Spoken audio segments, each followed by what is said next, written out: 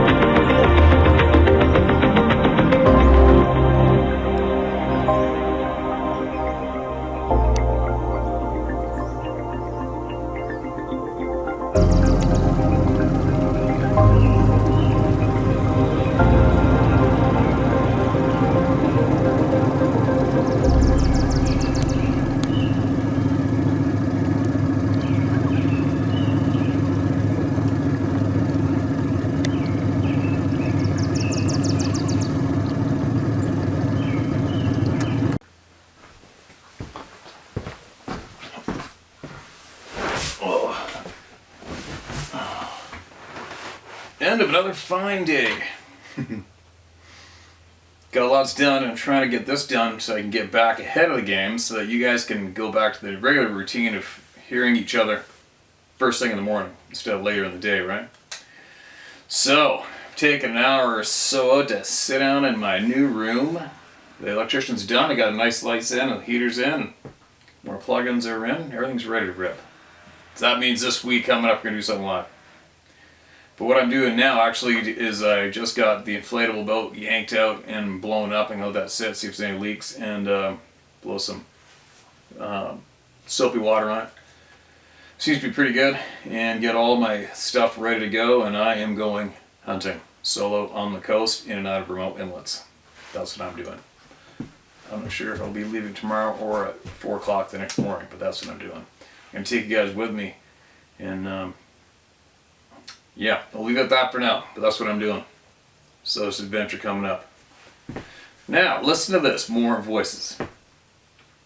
Steve, thanks for coming forward and giving us all a way to share our experiences without being scoffed at. I'm 67 years old, and I've trapped, fished, and hunted since I was a kid. My encounter happened about 30 years ago when I was living in northwest Montana, and still haunts me today. It was deer season, and I decided to go on a solo hunt up a remote drainage that I had never hunted before. I found an old logging road that hadn't been used in years and made my way up to a bench that looked promising. I came upon this old tree structure that looked like a giant teepee. My first thought was, what the F? Who would build such a thing? The tips of the lodge pole uprights were woven together. There's one horizontal piece woven in as well. These weren't sticks, mind you, but large 8 to 10 inch round trees that had been snapped off. Suddenly there was a bellowing, screaming roar that filled me with a fear I had never felt before. Something inside me screamed, "Get away from here now." As I hastily retreated, I turned and looked back to see a big, hulking being in the timberline. It was at least 8 feet tall. It was humanoid and a muscular body covered with long brown hair. My heart was pounding as I somehow managed to get back to my truck. I drove home, rattled to the core. I'd just seen the boogeyman. I know this thing had bad intentions, and feel lucky I didn't become one of the missing. I would warn all those who go out looking for one to be careful. They are not benevolent. Hopefully in my lifetime, the truth about these things, these beings, will come out. Thanks for listening. Chris Pluchos. Sorry if I mispronounced your name, man. Appreciate you sending that in. And another member of the Club of No Return didn't ask for it, but confident and feeling safe enough to share it here with all you guys and me, right? Another one. Is anybody amazed yet at how many people have seen these and how many people have emailed in? Is anybody amazed yet? And furthermore, and I know I do bring it up quite often, but sometimes you have to bring things up often for it to sink in.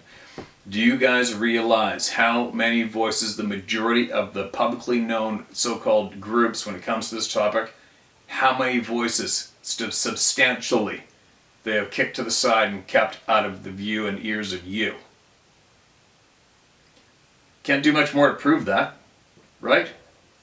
You got this dirtbag hunting guy who came out and admitted seeing one of these beings and knowing about them, right? I don't have any TV show plastering my website and all my shit across the North America on the tube. I don't have anybody paying for marketing for me, right? And all of a sudden, we have possibly, who knows how many thousands of more voices come here in this short amount of time. And that only tells me 100% that those absolute sleazy scumbags, how many of you good people they kicked to the curb and suppressed and held your story down, didn't let it come out? Although no matter how much time and how much guts it took, how much courage it took from you to come forward and share with them, only have them hide it. I'm pretty certain what we have all done here proves that without a doubt. End of story. Court's adjourned, right? You dirty sons of bitches. That's all I got to say about that. But it does, obviously it makes me angry. It makes me angry. It doesn't matter what the topic is. When I see the people being shit-canned like that, good people, yeah, it makes me mad, and it should make all you mad too. You call them bastards out on it when you see them. Sorry. There you go. I let her loose for a minute. Haven't done that for a while, have I? All right, here we go. Steve, here's another one for you. Feel free to share it, but keep in mind, there is some very controversial content. Not that that's going to dissuade you, but other people might not be able to comprehend it. Oh well. I live off-grid in Oregon. My family has had numerous experiences with these beings since we bought the property back in 1988. I grew up hunting and know the woods and have sharpened my sixth sense more than the average person. Anyone who spends the majority of their time in the woods is able to sharpen that sense. I've hunted cougars and everything in this part of the continent. Never with a guide, always on my own. Anyway, the last 5 years, these beings have been coming to the upper canyon of our property and staying from late summer/early fall and leaving when the winter hits. Except this year, it seems they have stayed and have made it their sanctuary. I've seen so much sign over the years, it's not even a question that they are here. The way we produce electricity is with a hydro plant, and we have 2 miles of PVC pipe running up and tapped into the creek where we draw the water from. The other day I hiked up to clean the debris from the pipes so the power would turn back on, and all of a sudden I felt that predatory vibe lasered in on me. My dog was shaking and couldn't wait to get the F out of there.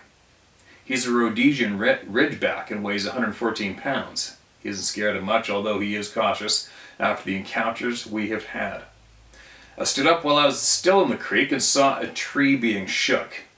This tree is a decent size, ash, and I saw this thing behind it, shaking with such a force I couldn't believe it. Not only that, but I heard him communicate telepathically that him and his family are pissed off that we are diverting water from the creek. I've grown up around American Indians my whole life, and I've heard the stories of how these beings mind speak as a way of communication. I really have debated with myself telling you this story. I know you're open-minded and speak the truth, but I've told a few friends what has been going on, and all I am met with is ridicule. It's such bullshit, but there's no point in trying to convince them. You're the only person outside my family that I trust to tell, so thank you for allowing people a means to share their experiences. I figured you would want to hear about the telepathy these things have. It was the first time anything like that ever happened. I called these damn things in with a Fox Pro Predator call when I was going after a cougar that had killed one of our young horses. At 2 a.m. I heard it give out a very deep growl, not even 30 yards behind me. I wasn't able to see it. That time, which has always bothered me. I'm not sure if it crawled into the call and was laying down, or if they have the ability to not be seen. And for the record, no, it was not a bear or a cougar. LOL. Bears will run right up to the call, and I know what cougars can sound like. Anyways, there it is. Keep up the good work, and thanks again for your no bullshit demeanor and for speaking the truth. Should probably go close that door. It keeps slowly creaking with the wind out there. Take care, be careful out there. I meant to describe this being in my first email. You know what they look like. Each 9 foot tall, 4 to 5 feet across the shoulders. And this one had reddish brown color. His hands were what stood out the most when I saw him gripping/shaking the ash tree. The size of dinner plates comes to mind. His fingers didn't have hair. I could clearly see his yellowish fingernails. Very human looking.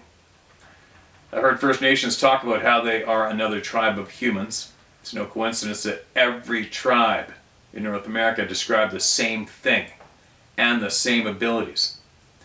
Not sure what they are, and I believe it is highly plausible that they are interdimensional. If people were to say that 20 years ago, you'd be laughed at and ridiculed for the rest of your life. So there it is. Thanks, Steve. And there it is. And I absolutely thank you and appreciate you, man, for sending that in. And don't let the people laugh. Don't let them get you, all right? It's a very minor thing. They just don't know. They either don't know or it scares the shit out of them too much, and they just don't want it to be real. They don't want to have to deal with it. They don't want to accept it. Out of sight, out of mind, they're good. But they're not doing it. They're not doing it intent to do it to you. It's a bad thing to do to you. It's just they can't handle it. That's all there is to it, right? But anyways, this is my new phone. It's synced up with the iCloud, and there's a whole pile of emails, bam, showing up on my notes in this new phone. And some may have been read before, possibly. I found a couple that weren't marked as read, so I don't remember hearing this one.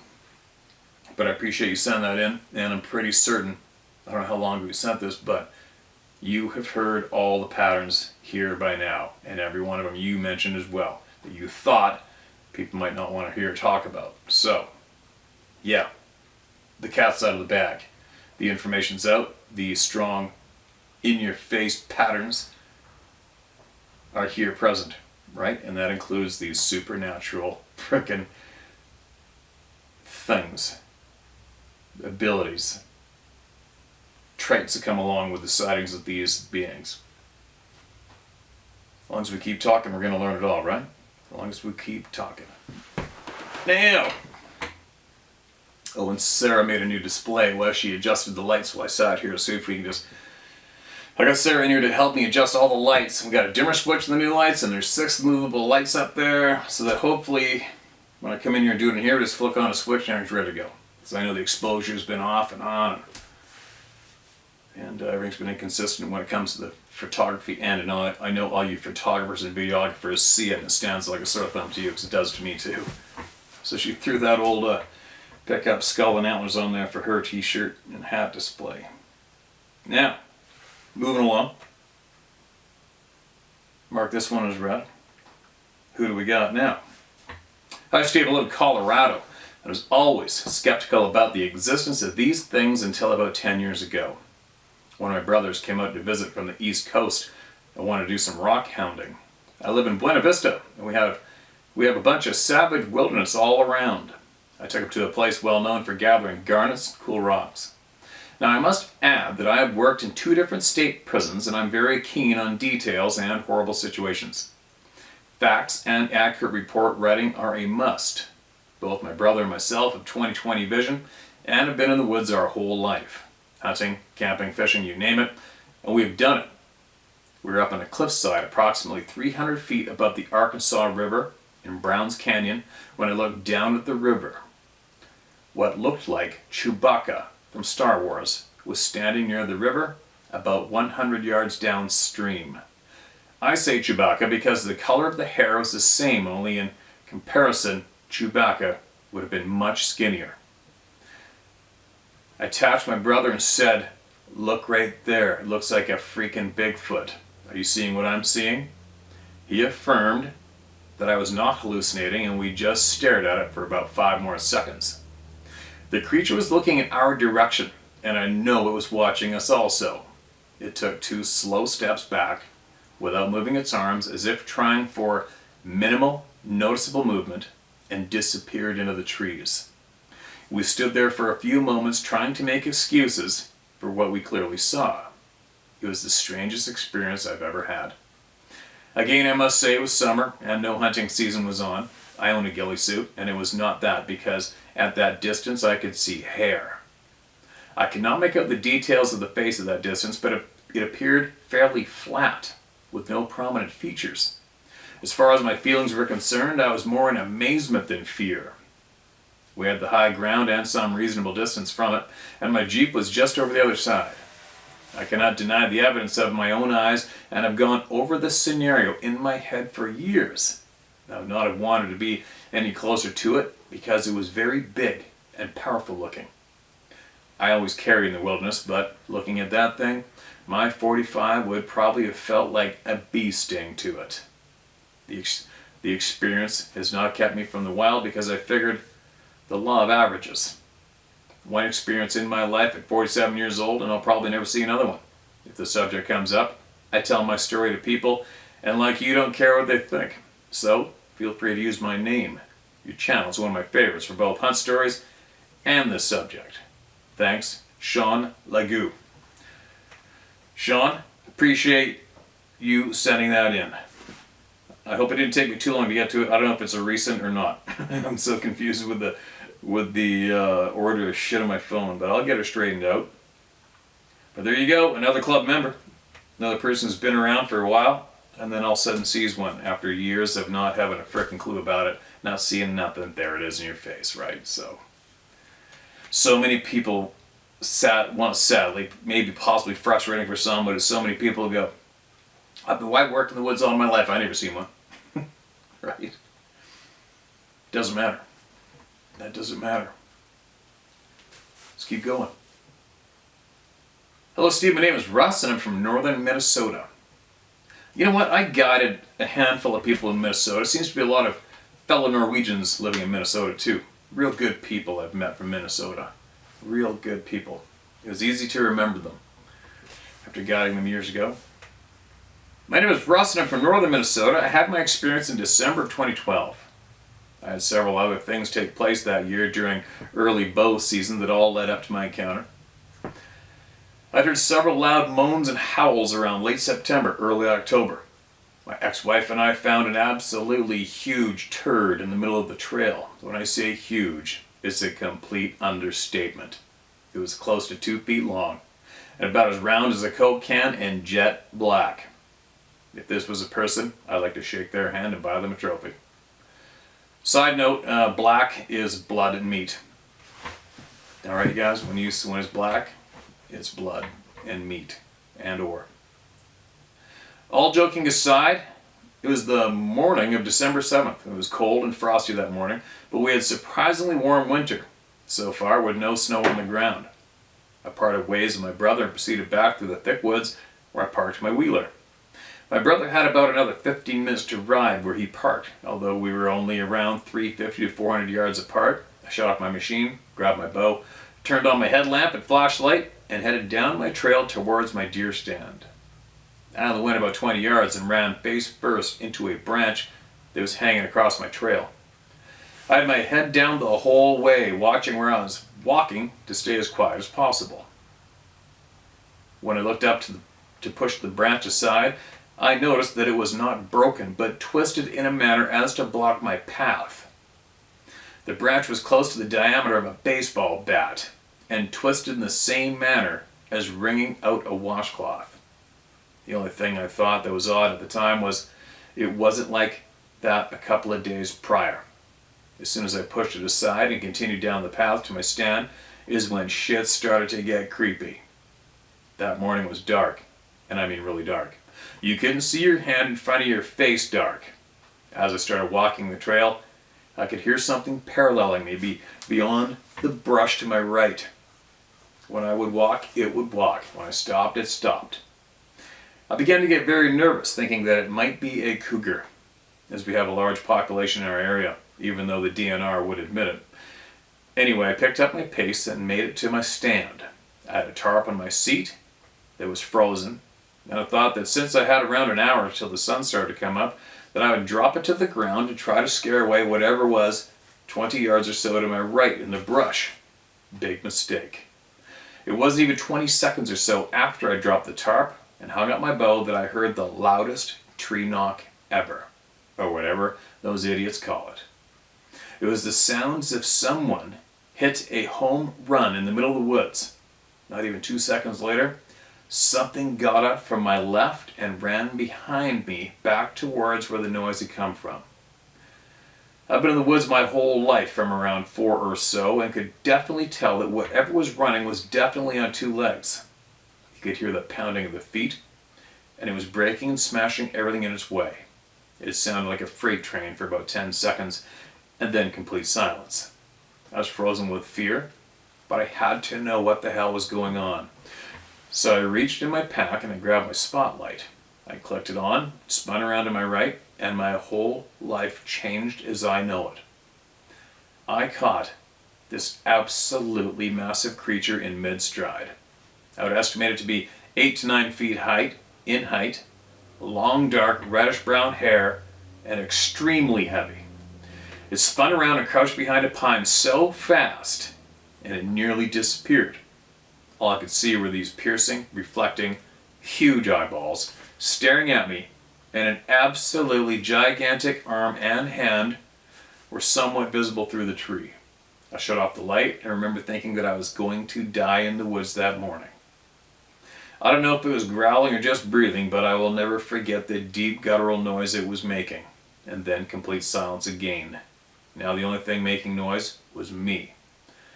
I had at some point grabbed onto my shooting rail and it began to clatter as I was shaking so bad that I couldn't stop.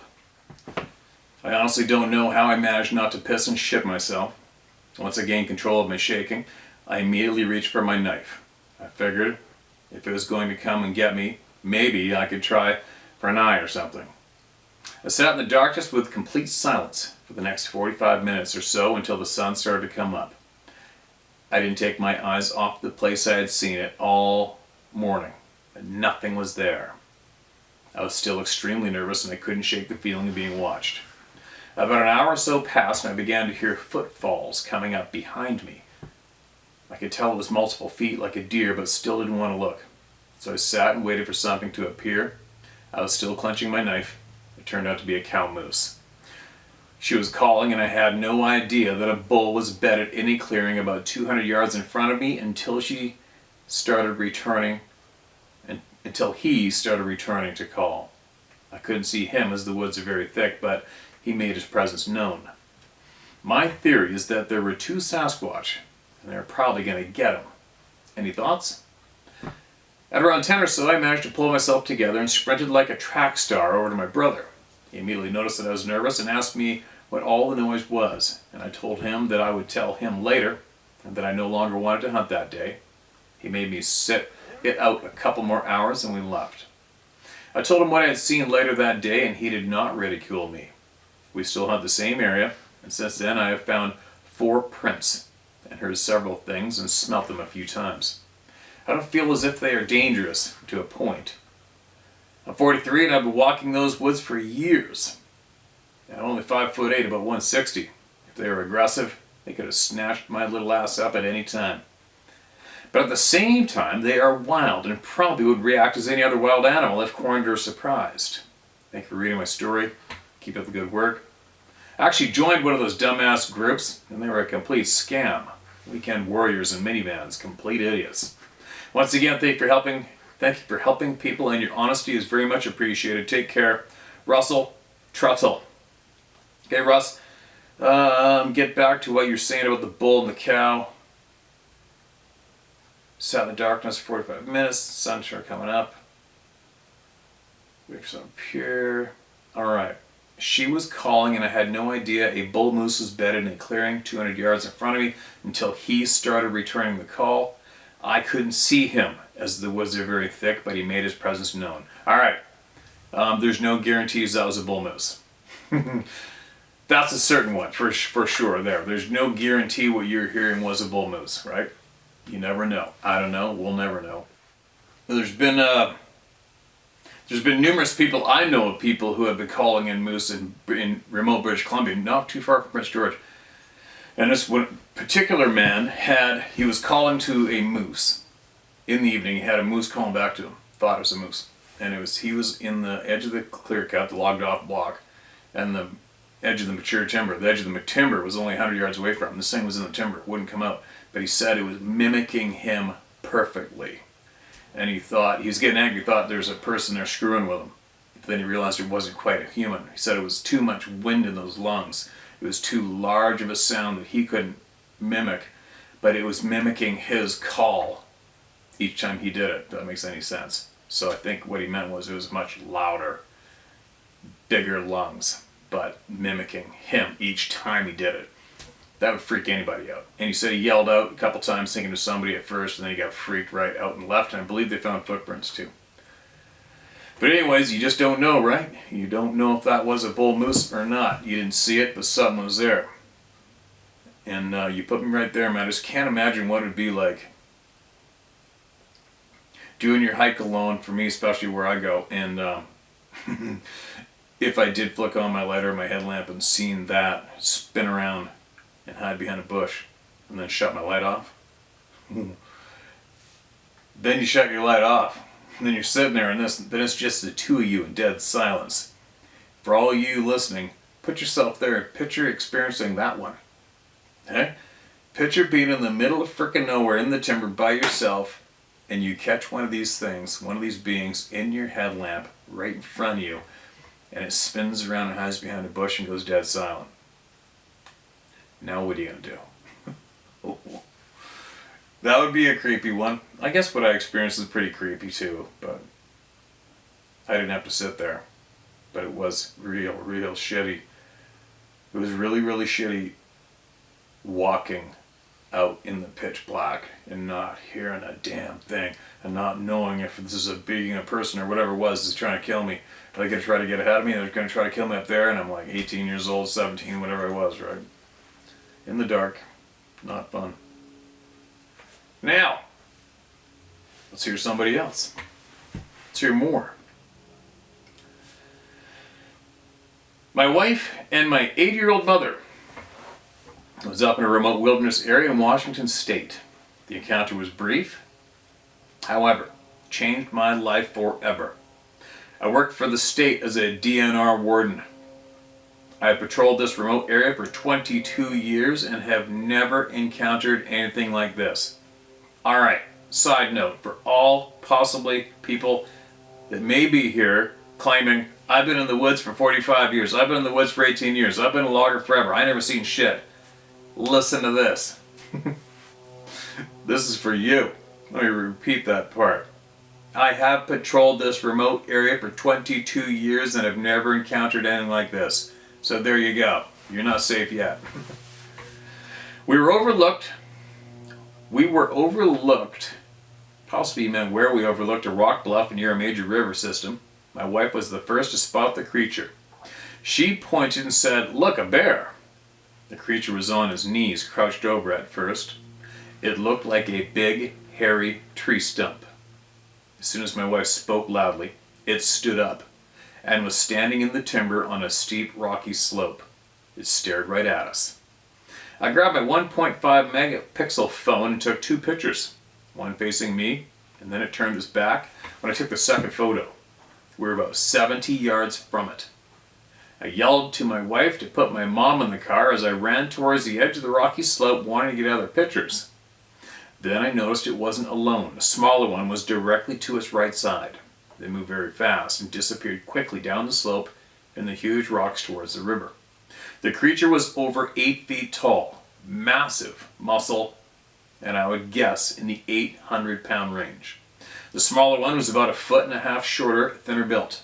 I only got a picture of the larger one. It's blurry. However, you can see it's not a bear. I went back the next day with my .375 H&H rifle and a better camera and found nothing. Now when I'm in the woods with my family, I carry a high-powered rifle. I would never shoot one unless it was aggressive. I would hate to encounter that.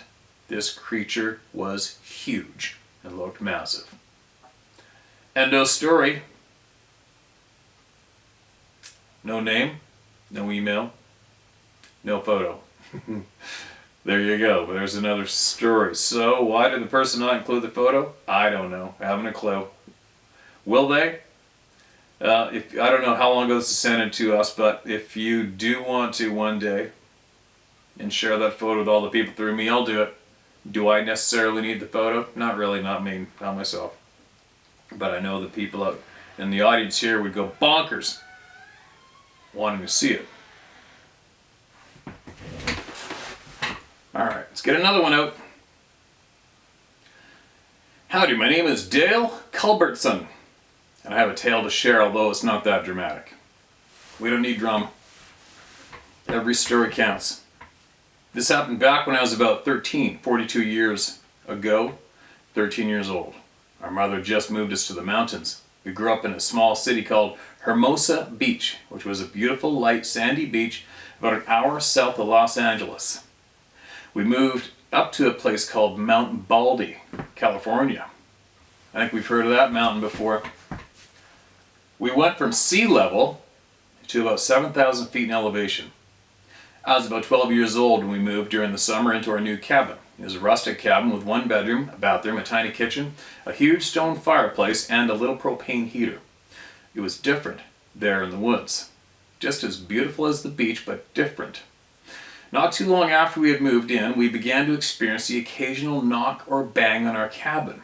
Sometimes it would be up high on the wall, and others it would sound like something hit or landed on the roof.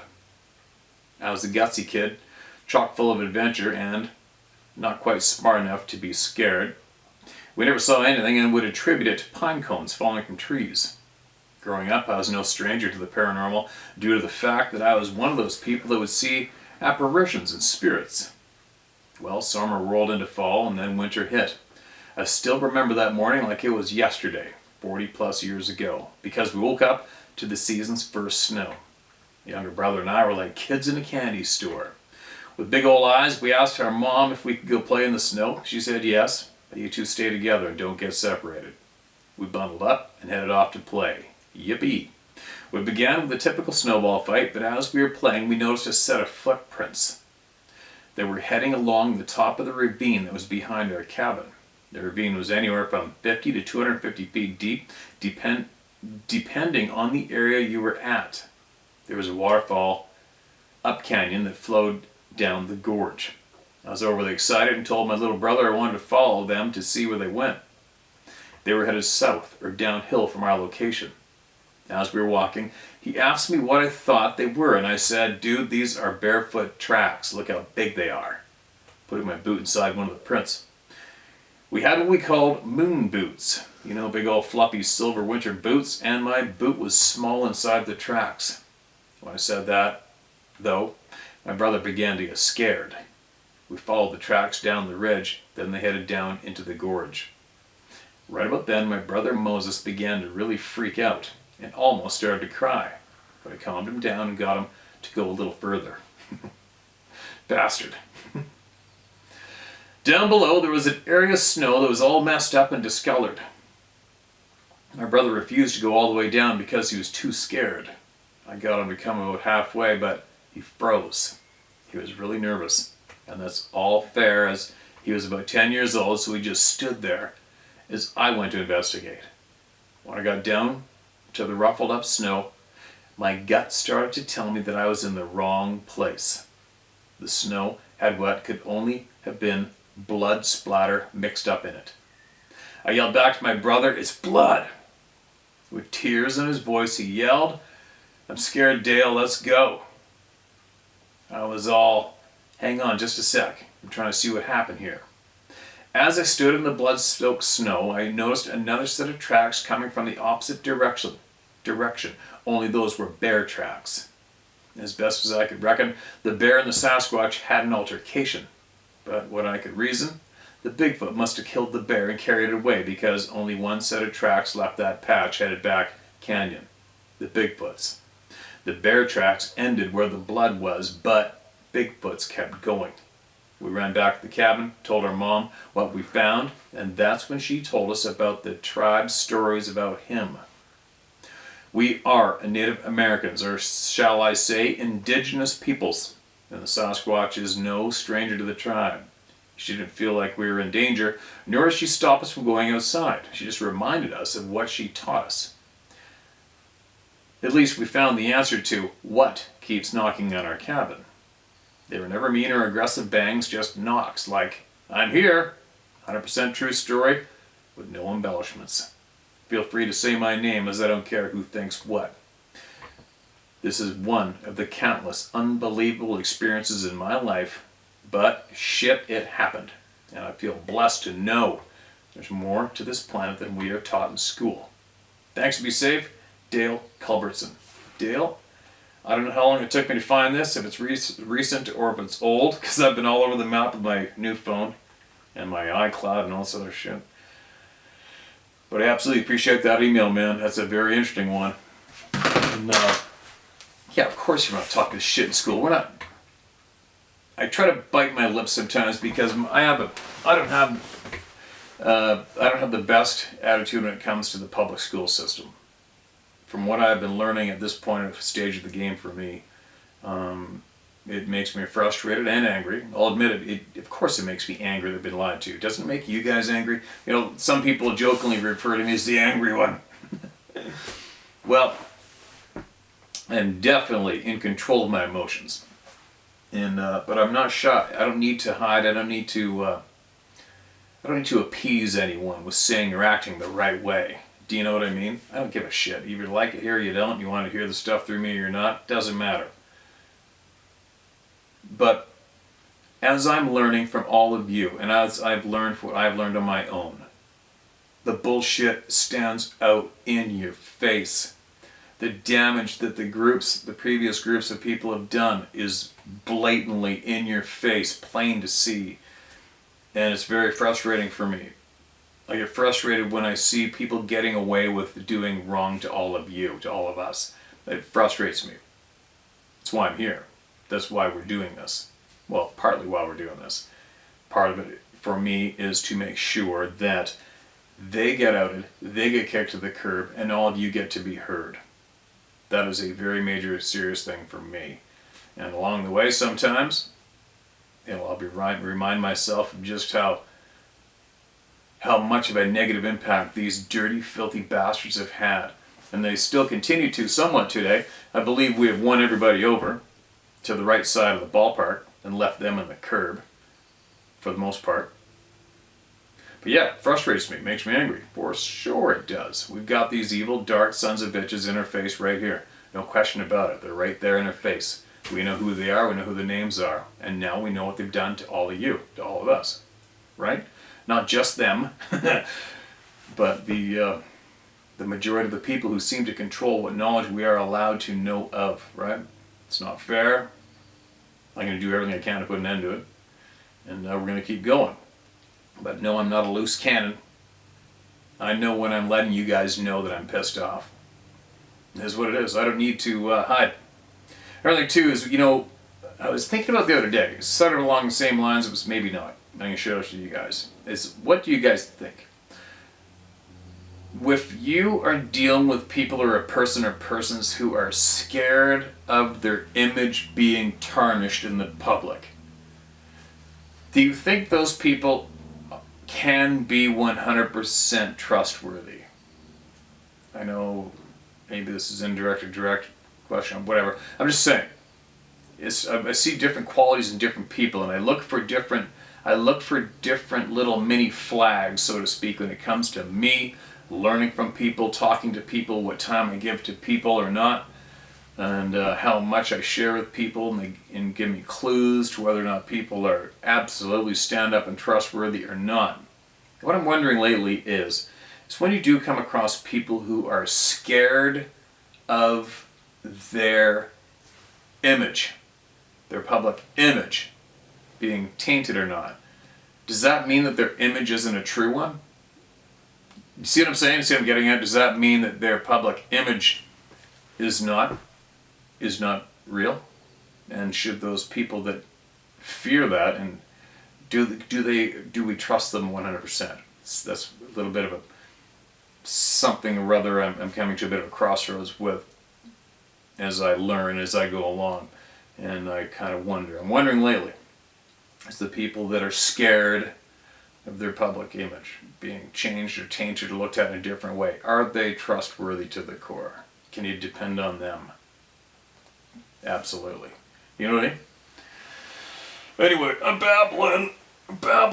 I'm done. It's the end of the day. Got a lot done. And now I'm going to go shoot my bow. Again, I've been shooting every chance I get in the morning and then in the evening. And make sure I'm dialed and ready to go. I'm not sure how I'm going to harvest. What I'm going to do in the next little bit is I'm going to try to locate a large senior citizen past his prime bear. And I'm either going to do it with my gun or my bow. I haven't decided yet. So if I decide I'm going to do it with my bow, I'm going to be certain that I am dialed right in. I'm there. I just want to make sure I continue to be. Or maybe I'll just do it with my gun and get it over quick. Easy. You know? But I'm going to try, I'm going to try to video document it as well. I'm going to try to make a short video of my journey along this next hunt and what I do, how I do it, and the end results. And I'm going to take all the people who are participating in hunting and harvesting their own table fare, and I'm going to take you guys along the ride. So there. Enough babbling. Share my story at howtohunt.com. Don't be scared. Do not be scared anymore. Get off your chest. If you don't want to share it here, share it somewhere. Alright? Don't be scared anymore. There's no reason to be. Cat's out of the bag. We now know. We know a lot of truths that the scumbags have been trying to keep hidden. And they've done a shitty job now. There's no turning it around for them. So let's keep it going. Keep the truth coming out, and I'll be back shortly.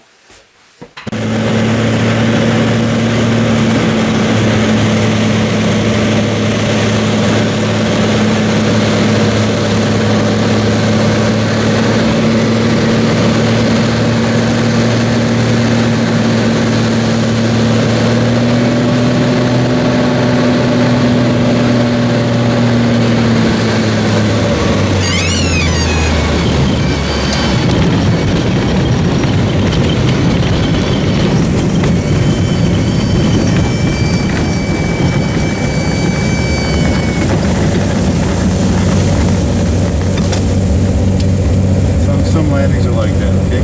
You got